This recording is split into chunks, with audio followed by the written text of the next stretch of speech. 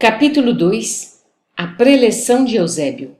Ereto, incendido o tórax de suave luz, falou o instrutor, comovedoramente. Dirigimo-nos a vós, irmãos, que tendes, por enquanto, ensejo de aprender na bendita escola carnal. Tangidos pela necessidade, na sede de ciência ou na angústia do amor que transpõe abismos, vencestes pesadas fronteiras vibratórias, encontrando-vos na estaca zero do caminho diferente que se vos antolha. Enquanto vossa organização fisiológica repousa à distância, exercitando-se para a morte, vossas almas quase libertas partilham conosco a fraternidade e a esperança, adestrando faculdades e sentimentos para a verdadeira vida. Naturalmente, não podereis guardar plena recordação desta hora em retomando o envoltório carnal, em virtude da deficiência do cérebro incapaz de suportar a carga de duas vidas simultâneas. A lembrança de nosso entendimento persistirá, contudo, no fundo de vosso ser, orientando-vos às tendências superiores para o terreno da elevação e abrindo-vos a porta intuitiva para que vos assista nosso pensamento fraternal. O orador fez breve pausa, fixando-nos o olhar calmo e lúcido, e, sob a leve e incessante chuva de raios argênteos, continuou. Enfastiados das repetidas sensações no plano grosseiro da existência, intentais pisar outros domínios. Buscais a novidade, o conforto desconhecido, a solução de torturantes enigmas. Todavia, não ouvideis que a chama do próprio coração, convertido em santuário de claridade divina, é a única lâmpada capaz de iluminar o mistério espiritual em nossa marcha pela senda redentora e evolutiva. Ao lado de cada homem e de cada mulher no mundo, permanece viva a vontade de Deus relativamente aos deveres que lhes cumprem. Cada qual tem à sua frente o serviço que lhe compete, como cada dia traz consigo possibilidades especiais de realização no bem. O universo enquadra-se na ordem absoluta. Aves livres em limitados céus, interferimos no plano divino, criando para nós prisões e liames, libertação e enriquecimento. Insta, pois, nos adaptemos ao equilíbrio divino, atendendo à função insulada que nos cabe em plena colmeia da vida. Desde quando fazemos e desfazemos, terminamos e recomeçamos, empreendemos a viagem reparadora e regressamos, perplexos, para o reinício. Somos, no palco da crosta planetária, os mesmos atores do drama evolutivo. Cada milênio é ato breve, cada século um cenário veloz. Utilizando corpos sagrados, perdemos, entretanto, quais despreocupadas crianças, entretidas apenas em jogos infantis, o ensejo santificante da existência. Destarte, fazemo-nos réprobos das leis soberanas, que nos enredam aos escombros da morte como náufragos piratas por muito tempo, indignos do retorno às lides do mar. Enquanto milhões de almas desfrutam bons ensejos de emenda e reajustamento, de novo entregues ao esforço regenerativo nas cidades terrestres, milhões de outras deploram a própria derrota, perdidas no atro recesso da desilusão e do padecimento. Não nos reportamos aqui aos missionários heróicos que suportam as sangrentas feridas dos testemunhos angustiosos por espírito de renúncia e de amor, de solidariedade e de sacrifício. São luzes provisoriamente apartadas da luz divina e que voltam ao domicílio celeste como o trabalhador fiel regressa ao lar, finda a cotidiana tarefa. Referimos-nos às vastas multidões de almas indecisas, presas da ingratidão e da dúvida, da fraqueza e da dissipação, almas formadas à luz da razão, mas escravizadas à tirania do instinto. E, num rasgo de humildade cristã, Eusébio continuou. Falamos de todos nós, viajores que extravagamos no deserto da própria negação, de nós, pássaros de asas perdidas, que tentamos voar ao ninho da liberdade e da paz e que, no entanto, ainda nos debatemos no chavascal dos prazeres de ínfima estofa. Por que não represar o curso das paixões corrosivas que nos flagelam o espírito? Por que não sofrear o ímpeto da animalidade em que nos comprazemos desde os primeiros laivos de raciocínio. Sempre o terrível dualismo da luz e das trevas, da compaixão e da perversidade, da inteligência e do impulso bestial. Estudamos a ciência da espiritualidade consoladora desde os primórdios da razão e, todavia, desde as épocas mais remotas, consagramo-nos ao aviltamento e ao morticínio.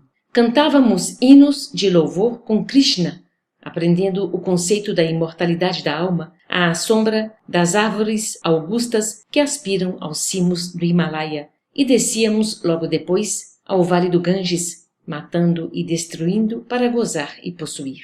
Soletrávamos o amor universal com Siddhartha Gautama e perseguíamos os semelhantes em aliança com os guerreiros singaleses e hindus. Fomos herdeiros da sabedoria nos tempos distantes da esfinge e, no entanto, da reverência aos mistérios da iniciação, passávamos a hostilidade sangue-sedenta nas margens do Nilo. Acompanhando a arca simbólica dos hebreus, reiteradas vezes líamos os mandamentos de Jeová, contidos nos rolos sagrados, e, desatentos, os esquecíamos ao primeiro clangor de guerra aos filisteus. Chorávamos de comoção religiosa em Atenas e assassinávamos nossos irmãos em Esparta. Admirávamos Pitágoras, o filósofo, e seguíamos Alexandre, o conquistador. Em Roma, conduzíamos oferendas valiosas aos deuses nos maravilhosos santuários, exaltando a virtude para desembainhar as armas, minutos depois, no átrio dos templos, disseminando a morte e entronizando o crime. Escrevíamos formosas sentenças de respeito à vida com Marco Aurélio e ordenávamos a matança de pessoas limpas de culpa e úteis à sociedade. Com Jesus, o divino crucificado, nossa atitude não tem sido diferente. Sobre os despojos dos mártires, imolados nos circos, vertemos rios de sangue em vindita cruel, armando fogueiras do sectarismo religioso. Suportamos administradores arbitrários e ignominiosos, de Nero a Diocleciano, porque tínhamos fome de poder, e quando Constantino nos abriu as portas da dominação política, convertemo-nos de servos aparentemente fiéis ao Evangelho em criminosos árbitros do mundo. Pouco a pouco, esquecemos os cegos de Jericó, os paralíticos de Jerusalém, as crianças do Tiberíades, os pescadores de Cafarnaum, para afagar as testas coroadas dos triunfadores, embora soubéssemos que os vencedores da terra não podem fugir à peregrinação ao sepulcro. Tornou-se a ideia do reino de Deus fantasia de ingênuos, pois não largávamos o lado direito dos príncipes sequiosos de fastígio mundano. Ainda hoje, decorridos quase 20 séculos sobre a cruz do Salvador, benzemos baionetas e canhões, metralhadoras e tanques de assalto em nome do Pai magnânimo, que faz refulgir o sol da misericórdia sobre os justos e sobre os injustos. É por esta razão que nossos celeiros de luz permanecem vazios. O vendaval das paixões fulminantes de pessoas e de povos passa ululante de um a outro polo a semear maus presságios. Até quando seremos gênios demolidores e perversos? Ao invés de servos leais do Senhor da vida, temos sido soldados dos exércitos da ilusão, deixando à retaguarda milhões de túmulos, abertos sob aluviões de cinza e fumo. Debalde exortou-nos o Cristo a buscar as manifestações do Pai em nosso próprio íntimo. Cevamos e expandimos unicamente o egoísmo e a ambição, a vaidade e a fantasia na crosta planetária. Contraímos pesados débitos e escravizamo-nos aos tristes resultados de nossas obras, deixando-nos ficar indefinidamente na messe dos espinhos. Foi assim que atingimos a época moderna em que a loucura se generaliza e a harmonia mental do ser humano está a pique de sossobro. De cérebro evolvido e coração imaturo, requintamo-nos, presentemente, na arte de esfacelar o progresso espiritual. O excelso orientador deu à oração mais longo intervalo, durante o qual observei companheiros em torno. Homens e mulheres, segurando alguns fortemente as mãos uns dos outros, exibiam extrema palidez no semblante estarrecido. Alguns deles, por certo, compareciam ali pela primeira vez, como eu, dado o estático assombro que se lhes estampava no rosto. Fixando na assembleia o olhar percussiente, o instrutor prosseguiu. Nos séculos pretéritos, as cidades florescentes do mundo desapareciam pelo massacre, ao gládio dos conquistadores sem entranhas, ou estacionavam sob a onda mortífera da peste desconhecida e não atacada. Hoje, as coletividades humanas ainda sofrem o assédio da espada homicida e chuvas de bombas arremetem contra populações indefesas. No entanto, a febre amarela, a cólera e a varíola foram dominadas. A lepra, a tuberculose e o câncer experimentam combate sem tréguas. Existe, porém, nova ameaça ao domicílio terrestre. O profundo desequilíbrio, a desarmonia generalizada, as moléstias da alma que se ingerem sutis, solapando-vos a estabilidade. Vossos caminhos não parecem percorridos por seres conscientes, mas semelham-se a estranhas veredas ao longo das quais tripudiam duendes alucinados. Como fruto de eras sombrias, caracterizadas pela opressão e maldade recíprocas em que temos vivido, odiando-nos uns aos outros, vemos a terra convertida em campo de quase intérminas hostilidades. Homens e nações perseguem o mito do ouro fácil. Criaturas sensíveis abandonam-se aos distúrbios das paixões. Cérebros vigorosos perdem a visão interior, enceguecidos pelos enganos da personalidade e do autoritarismo. Empenhados em disputas intermináveis, em duelos formidandos de opinião, conduzidos por desvairadas ambições inferiores, os filhos da terra abeiram-se de novo abismo que o olhar conturbado não lhes deixa perceber. Esse iante-vórtice, meus irmãos, é o da alienação mental, que não nos desintegra só os patrimônios celulares da vida física, senão também nos atinge o tecido sutil da alma, invadindo-nos o cerne do corpo perispiritual. Quase todos os quadros da civilização moderna se acham comprometidos na estrutura fundamental.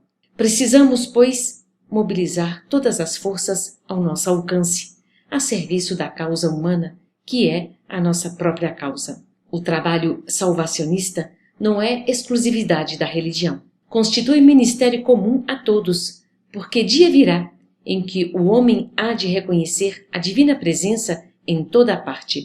A realização que nos compete não se filia ao particularismo. É obra genérica para a coletividade, esforço do servidor honesto e sincero, interessado no bem de todos. Se visitais a nossa companhia, buscando orientação para o trabalho sublime do Espírito, não vos esqueça vossa luz própria. Não conteis com archotes alheios para a jornada. Em míseros planos de sofrimento regenerador, nas vizinhanças da carne, choram amargamente milhões de homens e de mulheres que abusaram do concurso dos bons, precipitando-se nas trevas ao perder no túmulo os olhos efêmeros com que apreciavam a paisagem da vida à luz do sol. Displicentes e recalcitrantes, esquivaram-se a todas as oportunidades de acender a própria lâmpada. Aborreciam os atritos da luta, elegeram o gozo corporal como objetivo supremo de seus propósitos na terra. E, quando a morte lhes cerrou as pálpebras saciadas, passaram a conhecer uma noite mais longa e mais densa, referta de angústias e de pavores.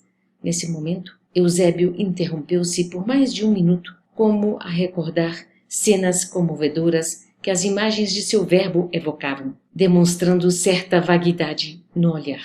Notei a ansiedade com que a Assembleia aguardava o retorno de sua palavra. Damas sensibilizadas ressumbravam forte impressão nas fisionomias transfiguradas e todos nós, ante a exposição leal e comovente, nos mantínhamos quedos e aturdidos. Decorridos longos segundos, o orador prosseguiu com inflexão enérgica e patriarcal.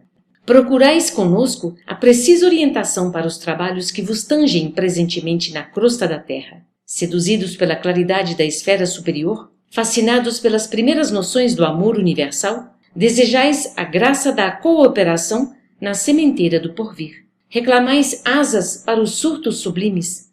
Tendes em mira coadjuvar no esforço de elevação. Indubitavelmente, a intenção não pode ser mais nobre. É, entretanto, indispensável considereis a vossa necessidade de integração no dever de cada dia. Impossível é progredir no século sem atender às obrigações da hora. Torna-se imprescindível, na atualidade, recompor as energias, reajustar as aspirações e santificar os desejos. Não basta crer na imortalidade da alma. Inadiável é a iluminação de nós mesmos, a fim de que sejamos claridade sublime. Não basta, para o arrojado cometimento da redenção, o simples reconhecimento da sobrevivência da alma e do intercâmbio entre os dois mundos. Os levianos e os maus, os ignorantes e os estultos, podem corresponder-se igualmente à distância, de país a país. Antes de mais nada, importa elevar o coração, romper as muralhas que nos encerram na sombra, esquecer as ilusões da posse, dilacerar os véus espessos da vaidade, abster-se do letal licor do personalismo aviltante, para que os clarões do monte refuljam no fundo dos vales, a fim de que o sol eterno de Deus dissipe as transitórias trevas humanas. Vanguardeiros da fé viva, que o desejais ser doravante no mundo, não obstante os percalços que se nos defrontam, exige-se de vós a cabal demonstração de estardes certos da espiritualidade divina. Plano superior não se interessa pela incorporação de devotos famintos de um paraíso beatífico. Admitiríeis, porventura, vossa permanência na crosta planetária sem finalidades específicas? Se a erva tenra deve produzir consoante objetivos superiores, que dizer da magnífica inteligência do ser humano encarnado?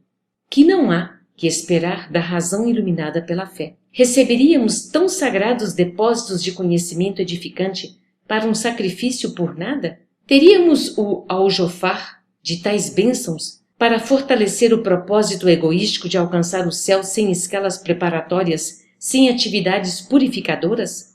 Nossa meta, meus amigos, não se compadece com o exclusivismo ególatra. A porta divina não se abre a espíritos que não se divinizaram pelo trabalho incessante de cooperação com o Pai Altíssimo. E o solo do planeta, a que vos prendeis provisoriamente, representa o abençoado círculo de colaboração que o Senhor vos confia. Recolhei o orvalho celeste no escrínio do coração sedento de paz. Contemplai as estrelas que nos acenam de longe, como sublimes ápices da divindade. Todavia, não olvideis o campo de lutas presentes. O espiritualismo, nos tempos modernos, não pode restringir Deus entre as paredes de um templo da terra, porque a nossa missão essencial é a de converter toda a terra no templo augusto de Deus. Para a nossa vanguarda de obreiros decididos e valorosos, passou a face de experimentação fútil, de investigações desordenadas, de raciocínios periféricos. Vivemos a estruturação de sentimentos novos, argamassando as colunas do mundo vindouro com a luz acesa em nosso campo íntimo. Natural é que os aprendizes recém-chegados experimentem, examinem, operem sondagens e evoquem teorias brilhantes em que as hipóteses concorram ao lado da exibição personalista, compreensível e razoável. Toda escola caracteriza-se pelos diversos cursos que lhe formam os quadros e as disciplinas.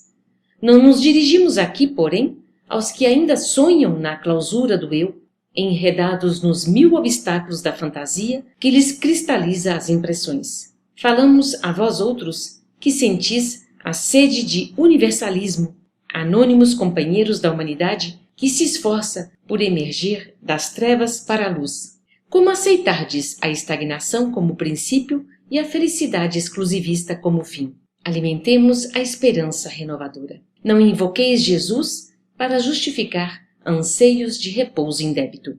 Ele não atingiu as culminâncias da ressurreição sem subir ao Calvário, e as suas lições referem-se à fé que transporta montanhas. Não reclamemos, pois, ingresso em mundos felizes antes de melhorar o nosso próprio mundo. Esquecei o velho erro de que a morte do corpo constitui milagrosa imersão da alma no rio do encantamento. Rendamos culto à vida permanente, à justiça perfeita e adaptemo-nos à lei que nos apreciará o mérito sempre de conformidade com as nossas próprias obras. Nosso ministério é de iluminação e de eternidade. O governo universal não nos circunscreveu às atividades à guarda de altares perecíveis. Não fomos convocados a velar no círculo particular de uma interpretação exclusivista, senão a cooperar na libertação do espírito encarnado, abrindo horizontes mais claros à razão humana, refazendo o edifício da fé redentora que as religiões literalistas esqueceram. Sopros imensos da onda evolucionista varrem os ambientes da Terra. Todos os dias ruem princípios convencionais mantidos a título de invioláveis durante séculos. A mente humana, perplexa, é compelida a transições angustiosas. A subversão de valores, a experiência social e o processo acelerado de seleção pelo sofrimento coletivo perturbam os tímidos e os invigilantes, que representam esmagadora maioria em toda parte. Como atender a esses milhões de necessitados espirituais, se não receberdes a responsabilidade do socorro fraterno? Como sanar a loucura incipiente, se não vos transformardes em imãs que mantenham o equilíbrio? Sabemos que a harmonia interior não é artigo de oferta e procura nos mercados terrestres, mas a aquisição espiritual só acessível no templo do espírito. Faz-se, pois, mister, acendamos o coração em amor fraternal à frente do serviço. Não bastará em nossas realizações a crença que espera. Indispensável é o amor que confia e atende, transforma e eleva, como vaso legítimo da sabedoria divina. Sejamos instrumentos do bem, acima de expectantes da graça. A tarefa demanda coragem e suprema devoção a Deus. Sem que nos convertamos em luz, no círculo em que estivermos, em vão acometeremos a sombra aos nossos próprios pés. E, no prosseguimento da ação que nos compete, não nos esqueçamos de que a evangelização das relações entre as esferas visíveis e invisíveis é dever tão natural e tão inadiável da tarefa quanto a evangelização das pessoas. Não busqueis o maravilhoso. A sede do milagre pode viciar-vos e perder-vos. Vinculai-vos pela oração e pelo trabalho construtivo aos planos superiores, e estes vos proporcionarão contato com os armazéns divinos que suprem a cada um de nós segundo a justa necessidade. As ordenações que vos ajoujam na paisagem terrena, por mais ásperas ou desagradáveis, representam a vontade suprema. Não galgueis os obstáculos, nem tenteis contorná-los pela fuga deliberada. Vencei-os, utilizando a vontade e a perseverança, ensejando o crescimento aos vossos próprios valores. Cuidai em não transitar sem a devida prudência nos caminhos da carne, em que, muita vez, imitais a mariposa estouvada. Atendei às exigências de cada dia, rejubilando-vos por satisfazer as tarefas mínimas. Não intenteis o vôo sem haver aprendido a marcha.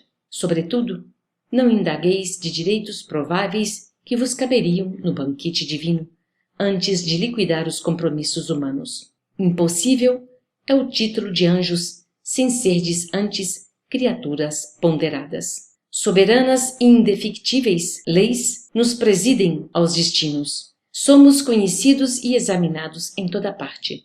As facilidades concedidas aos espíritos santificados, que admiramos, são prodigalizadas a nós por Deus em todos os lugares. O aproveitamento, porém, é obra nossa.